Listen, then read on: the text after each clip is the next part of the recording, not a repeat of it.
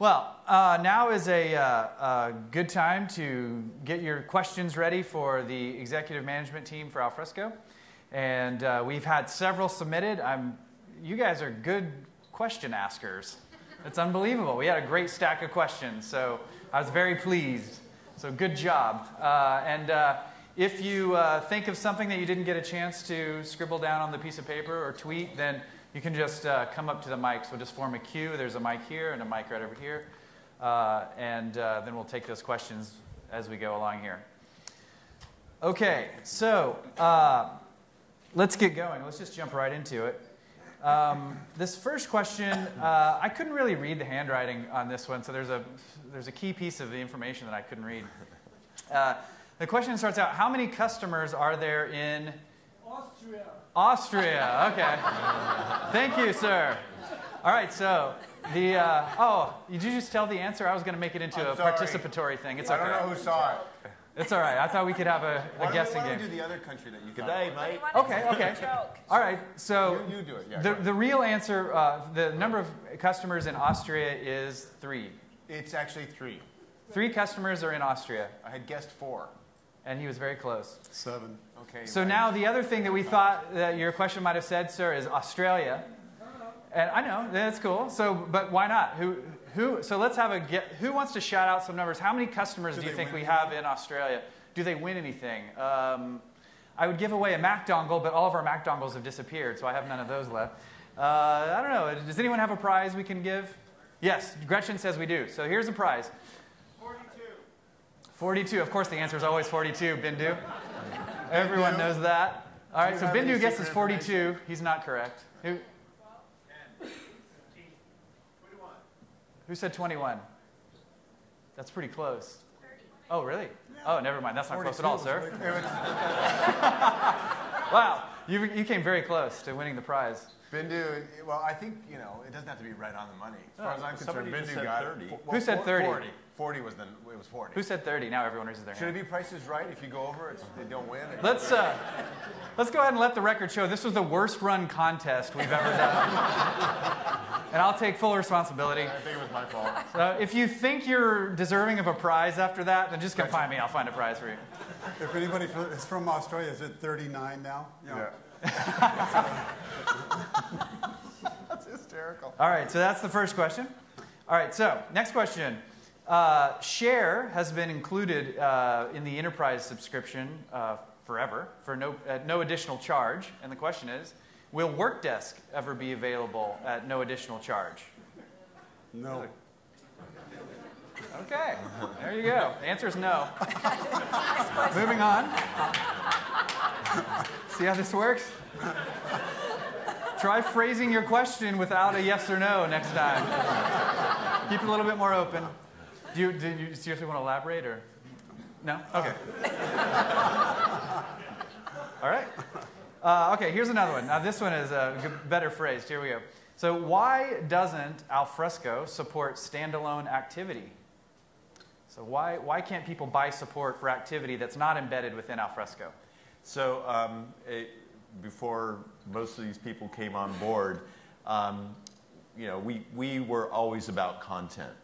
We want to be content experts. And being content experts, it's really important to have a process engine. And we think the world of activity, and it's extremely important now and in the future.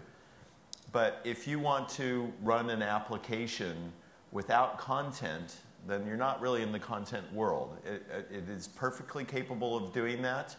But if you want it, you get a free content management system with that activity system. And that's been our position. It's perfect. All right, good. So this next one is really open-ended, but I really like the question. So this morning in Dree's keynote, Dree's mentioned that Drupal and Acquia are trying to skate to where the puck is going to, not to where the puck is right now. You skate to where the puck is going. And so the question is, where is Alfresco skating to? Where do we see the puck, and where are we trying to get to? Because that's... Go ahead. Sure. Well, clearly in my mind, as I talked about in day one, I really think that the content industry is ready for a real hard look at the ease of use that the user gets. And to me, that's building content applications in the cloud so that your user experience is delivered from the cloud, but where your content lives could either be in the cloud, on-premise, or synced between the two.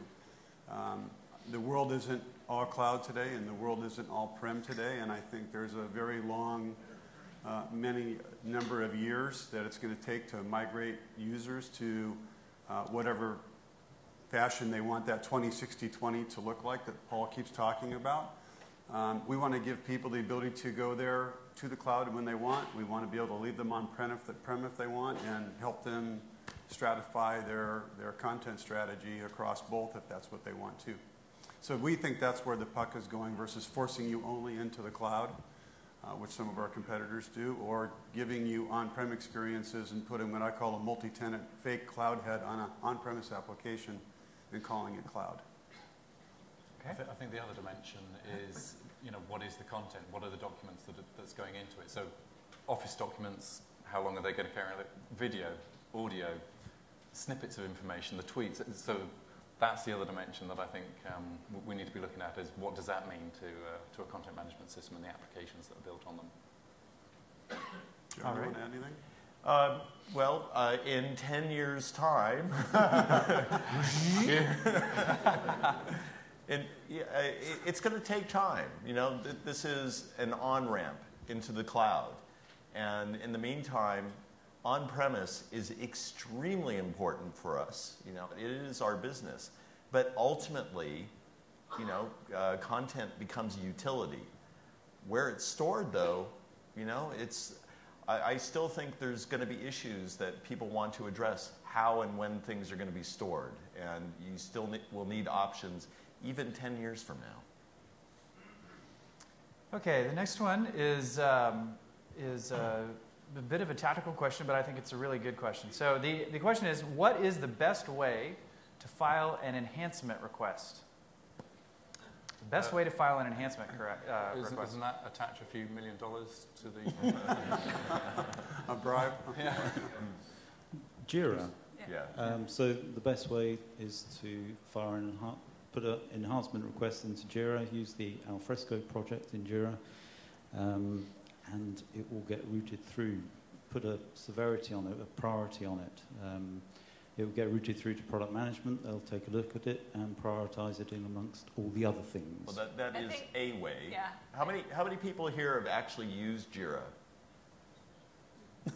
So it's a substantial portion. So you know how to do it. But for everybody else? Yeah. So I would say, if you think about, for those of you who were here for the keynote this morning, product enhancement requests should come in many ways. Through product management team, through your sales team, can come in through support in a case. Tactically, how we track the enhancement requests would be through Jira and through a case, and we would manage those with product management and engineering. But an enhancement request can and should come any way you want it to come to us, and that's how we track it. And you can send it directly to John Newton over Twitter. Exactly. Yeah. Tweet me. Yeah. I had an enhancement request come from I'll around the retweet it. table earlier today. At John Newton. Get my cloud up there. And then I'll raise the Jira. Very good. Perfect. Sort of related to that is if you want to file or submit a contribution, a code, either small or a bug fix or a large contribution, that's something that comes through the community, and we can talk more about that in my keynote tomorrow morning. Plug. So just wanted to mention that. Don't miss it. Yeah, don't miss the keynote. So anyway, but we not only do we want enhancement requests, but we also do want bug fixes and contributions. So if you don't know how to do that and you need to do that, then please let me know and I can help you figure that out. Okay, so here's another sort of Alfresco trivia question that is sometimes hard to answer. What is the largest deployment of Alfresco in the whole wide world? Do we know? Should we... Let's take, I got the name, but let's take number Well, what do they want to know? They want to know the Well, that's pieces the of thing, yeah. Is it- content, the number of users. So let's take terabytes first. Okay. Can anybody guess the largest install for terabytes? Just shout out numbers. 26 terabytes. Nice try, Binda. That's a lot. 8? Is that what you said? 80 terabytes. It's closer. Warmer. Warmer. Cold. Lower. How about 100? 100 terabytes. Sample digital. Largest number of users? 15,000. Cold. Much higher. Warmer. No. 32,000? 1 million. No. Oh, Walmart. 80,000 users at SAP. Largest concurrent number of users is at California Welfare to Work SAWS project at 5,000 concurrent users. And what's the, so there's two questions here. What's the largest architected repo we have for number of documents, objects? And then how full is it now? Okay? So I kind of gave you a hint already. It's one of the ones we already mentioned. So it's architected for something, and how big, how full is it now?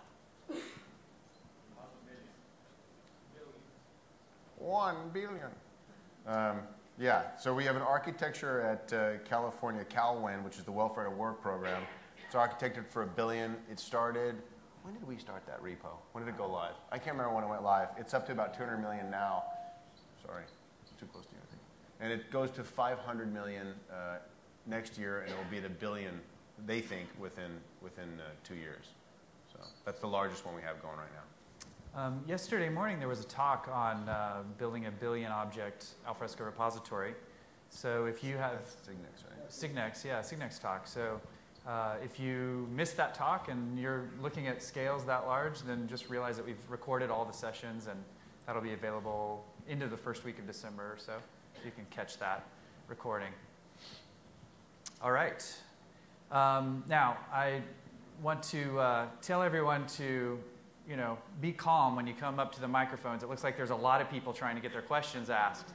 So just give people space and then queue up at these microphones here. So anytime you're ready, just come right up and I'll call on you. You can ask your question. So seriously, go ahead and start making your way to the microphone.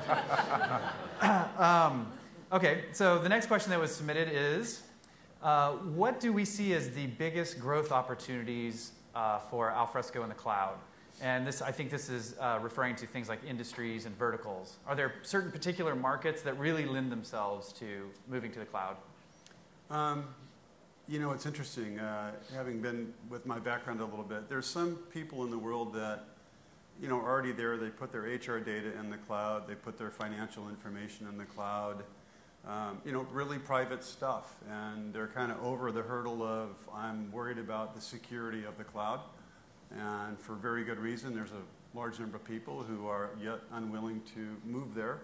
I think for us, as we start to roll out our cloud applications, our ideal customers candidly going to be first our installed base of people that have on-premise to try and get them to think about what they might want to move to the cloud. But secondarily, it's going to be go to those companies that already think cloud is the way to go.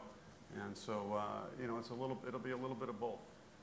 But I mean, one of the things, I don't know if you're seeing this as well, in the conversations I'm hearing cloud come up very frequently when you're talking Fed, government, and public. So the public sector, strangely, seems to be pushing forward on this more than other particular individual sectors. So maybe that I think they're one of those big dominoes. Well, the U.S. government's pushing cloud very hard. Yeah. What I see is every company I talk to, and it's state and local, it's Fed, it's private enterprise. Everybody has some element of cloud that they want in the mix. They really do, and it's a matter of figuring out what content, what storage, what applications, and the content follows. And then it's the experience. It's the customer. It's the user experience. That's big. So a lot of users they want a cloud experience, so they do it anyway. So every customer I talk to has some users using cloud experience somewhere. And they may not like it. They may say this is an unauthorized application being used as a cloud experience, and so it's happening. So every organization is going through this right now. There's not one that isn't, and I can't say it's predominant in any one sector. I see it everywhere. Everybody has this 20-60-20 question. We use those numbers, but it could be anything like that. Well, sure. Do people believe that there's some industries in the world that are aggressive towards technology and others wait till things are, proven and they follow. And I think that's true too. Absolutely. That'll be true for content. Absolutely. Okay. Sort of another cloud-related question. This is about our competitors. So do we have, or what are the biggest concerns that we have with sort of the cloud-only providers like Box and Dropbox and people doing simple file sharing? And, as we know, some of those providers are starting to make moves towards the enterprise. So are there any concerns that we have about those competitors, and how will we take them on?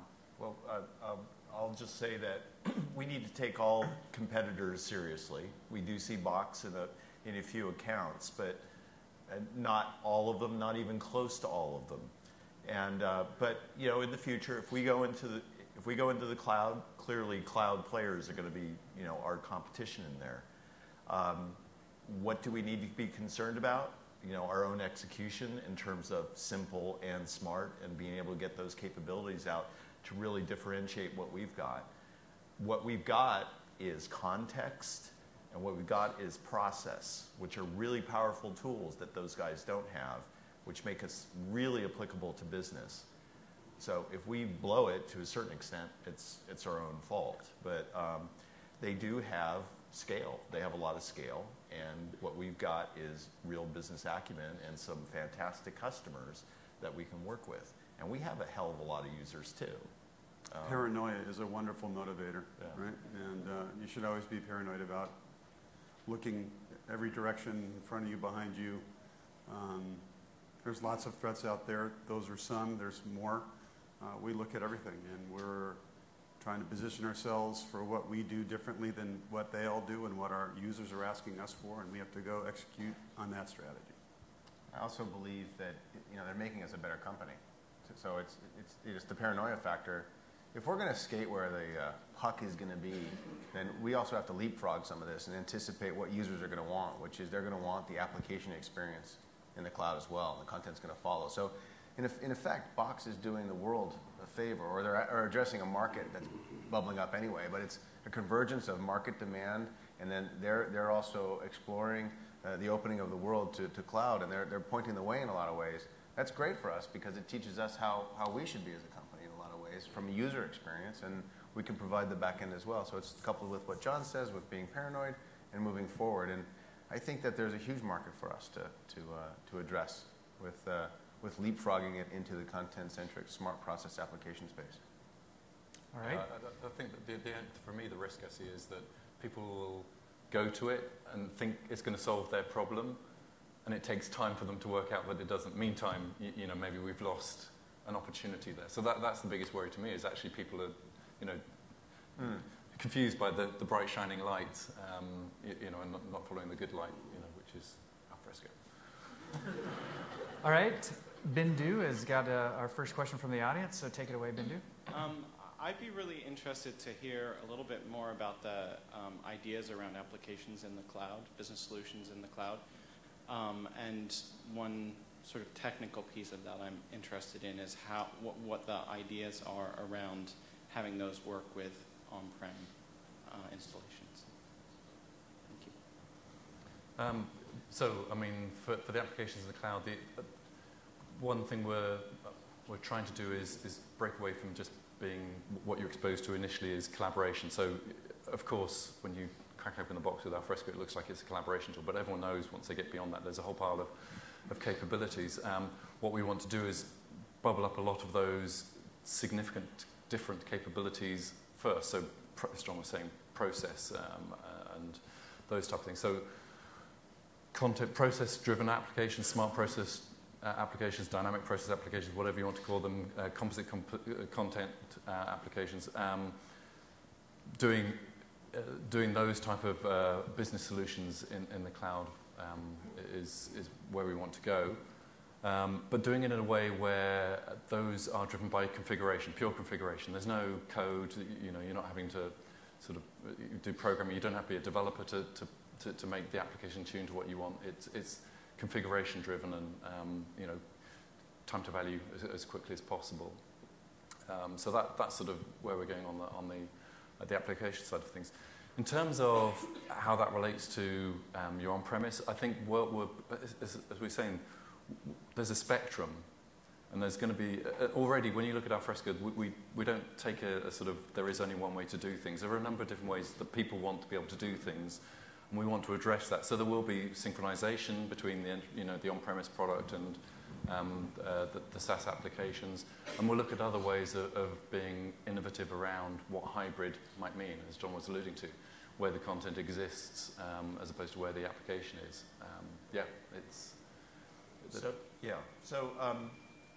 One of our, I guess, models for how we're going about doing this is Workday. They do everything in terms of configuration, and when you look at Workday's exec staff, it looks kind of like what you see up here. It's the same sort of enterprise experience, taking that into the cloud with a really professional experience, and but having a very different SLA in terms of presenting that in the cloud versus what you would get on premise. Getting those economies of scale with all the security and everything else, but through configuration. Now, a lot of you are system integrators, and you might be a little bit concerned, are we going to take away your business because it's going to be so easy it goes into the cloud? All the cloud companies have really solid, active service ecosystems with them, making a heck of a lot of money, actually, doing those configurations, whether it's Salesforce, Workday, or whatever. I don't think you have anything to worry about. In fact, hopefully you'll be struggling to deal with the demand that will come from something like this. Yeah. So in terms of how does that fit with on-premise, 20-60-20. 20%'s in the cloud, 20% will be on-premise, and 60% is that flexible, something in between. And what defines that spectrum is the business process and the business processes around the content. Where in the business is this running? And there's going to be a lot of that stuff that for a while, considerable amount of time will be on-premise. There's still going to be lots of business around system integration for on-premise content solutions. But that blending between them means that synchronization becomes a really important part. Defining the process that flows is what we're working on, in terms of hybrid workflow, hybrid synchronization, that the business processes fit together and activity is the glue that makes all that stuff kind of work together. That's going to be an important part of that overall piece there. Some of those solutions, as they start to get developed will have a blended component of on-premise in the cloud, but we're focusing on that 20% that really kind of belongs in the cloud. Engagement with customers, interaction with your partners and things like that, that really, let's get rid of all that email that is just screwing up those processes, and let's get some real software to deal with those. And that's what we're really concentrating on. An important comment for me too, though, is it seems like we're saying cloud way too much for a company that makes most of its money on-premise. And to be really clear about the investment in cloud versus the investment in on-premise, we spend way more money in research and development in our on-premise applications than we do in cloud. We are, at best, I'd call it experimenting with what we can define as our future with a very small team of people for what our architecture is going to look like in the cloud. We think it's an incredible differentiation, but I do want to be clear that there's nobody leaving anybody behind here on our on-premise business. And if you want to be on-premise app to on-premise platform, we're going to be in that business for a very long time to come, because there's going to be a lot of markets in the world that want it exactly that way. I think what we're trying to do is offer, different experiences along the way that we expose you to that we think will be better accepted by the end user and supported by IT, and we think that's a differentiation for us. So I want to just clarify that point. Okay. I want to throw this next question to the newest kids on the block here. So Paul, St. John, and Andrea.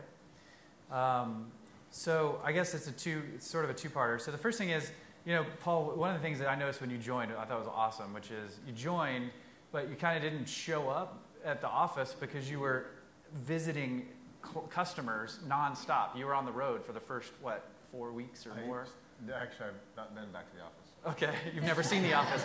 No, I think I've been to the office literally maybe 4 6 days. times. Yeah. 4 or 5 times. Well, I mean, Six, but whatever. so I just noticed that, and I thought it was awesome. And I just wondered if, as you've been talking to so many customers, are there things that are common threads or surprises that you've seen that you could share with the rest of the room?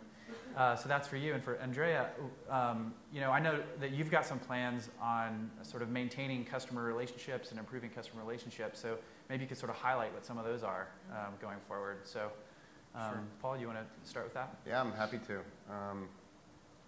I didn't prepare for this, by the way, so I didn't know you were going to ask me this question. Sorry. And it's good. So what I'm going to say now is real. It's coming from my customer experience, which I Were think the rest of them bullshit? What? No. They weren't. But I don't want you to think that I planned this response, because this is a top of mind. No, but we do prepare. We don't want to show up here dumb. Oh, really? When you're like I reading your had phone? to because that was like I wanted to give accurate data, So I asked a couple people and I got the right responses. I don't know off the top of my head who's the 100 terabyte shit, but I do now. Sample All right, digital. go. I'm sorry. So every customer I've visited so far wants to find a better way to do it. That's why they're meeting with me. They invite me in their offices because they're asking, I'm checking in on them, number one, seeing how they're doing. And then they ask me, well, what are you seeing out there? Is there a better way? Is there a better way to do something? And it's usually around cost, or some sort of process that they have. They're just not happy with it. And they want to find a new way to change it. And it's, we like this, but we don't like this. And it could be anything from the user experience to I've got too many systems in house. I mean, I can't tell you how many customers I have where they have file share still going, right? Plain old file share, and then all my guys are using email, and no one's kind of using the system. And how do I get people to start using the system? And these are the things. It's user acceptance. It's ease of use. It's common trends. My people want to work with email and file share, and they don't want to have to worry about the content management system. It's like I have this analogy I created after visiting customers. I call it the 747 analogy, which is you get on a 747 and you buckle up, you get your gin and tonic or your tea or whatever you're into, and you fly and you land and you get off the plane and that's it. But we don't think about how difficult that machine is to fly. And when someone has a real true enterprise content management system underneath it, it's got all those things. It's a complicated machine that runs things and it makes the business run. And we forget about that. That's why we think some of these just pure cloud file sync and share are never going to be able to do the engine. They're missing the engine.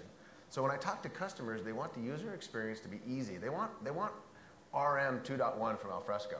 I don't know if you've seen it, but I mean, this is what they want. They want it easy. They want something not to. I was talking to some partners of ours in the Fed team, and they're like, "Oh my God, I've been doing RM for 7 years." Looking at you right now. I've been doing RM for 7 years, and this is a difficult thing to do. You guys have created something that makes it easier to do. So what I see from the customers is, please make it easy. I want my job to be easy. I want my people to use it. I don't want to have to worry that they're going around the system, that it's happening. I want to make sure I don't lose my IP, my data. I want to make sure I don't lose that sensitive content. I want it as a record, or I want a legal hold on it.